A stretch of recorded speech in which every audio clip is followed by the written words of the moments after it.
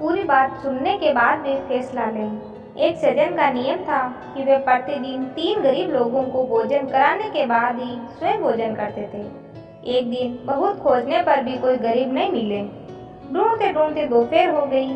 त्योहार निकट होने के कारण दुकानों पर नाना प्रकार की मिठाइयाँ और चीनी के खिलौने सजे हुए थे। एक हलवाई ने चीनी से आदमियों की आकृतियाँ बना रखी थी। उसने देखा तो सोचा कि दूसरे गरीब तो नहीं मिले, चीनी से बने इन गरीबों को ही घर ले चलो, इन्हीं को भोग लगाकर खाना खा लेंगे। 3 चीनी के मिठाई नुमा आदमी खरीद कर वे घर आए तो देखा कि वहाँ घर के सामने 3 असली निर्धन लोग खड़े हैं। उसने उनका स्वागत करते हुए कहा, भाइयों, मैं तो सुबह से आपको ही खोज रहा था, आओ भोजन करें। उसने तीनों गरीबों को बैठाया और पत्नी से बोले, तुम जल्दी से भोजन बनाओ, मैं बाजार से दही ले आता हूँ। वे बाजार चले गए। पत्नी खाना बनाने लगी। इतने में ही उनका पुत्र भीतर आया। उसने थैले में पड़े वे चीनी से बने मिठाई नुमा आदमी देखे तो बोला, माँ, एक आदमी तो मैं खाऊंगा।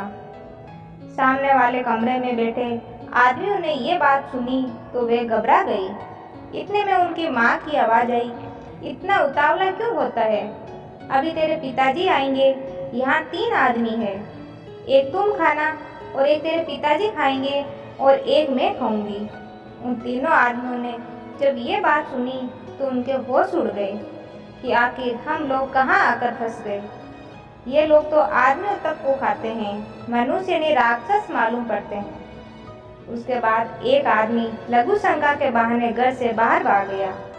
दूसरे और तीसरे ने भी ऐसा ही किया। तीनों ने अपने अपने जूते उठाए और वहां से भागने लगे। इतने में वे सज्जन भी दही लेकर आ गए। उन्होंने ये देखकर अपनी पत्नी से पूछा, क्या हुआ? वे बोली, मुझे तो पता नहीं, ये लघु शंका जाने की बात कह रहे थे, न जाने क्यों भाग रहे हैं। वे सज्जन तो सुबह से ही भूखे थे। वे उन तीनों आदमियों के पीछे भागे और बोले, भाइयों, कहाँ भागे जा रहे हो? हम लोग तो सुबह से भूखे हैं। उन आदमियों ने दौड़ते हुए कहा, आज तो ये दुष्ट हमें ही खाकर अपनी भूख मिटाएंगे।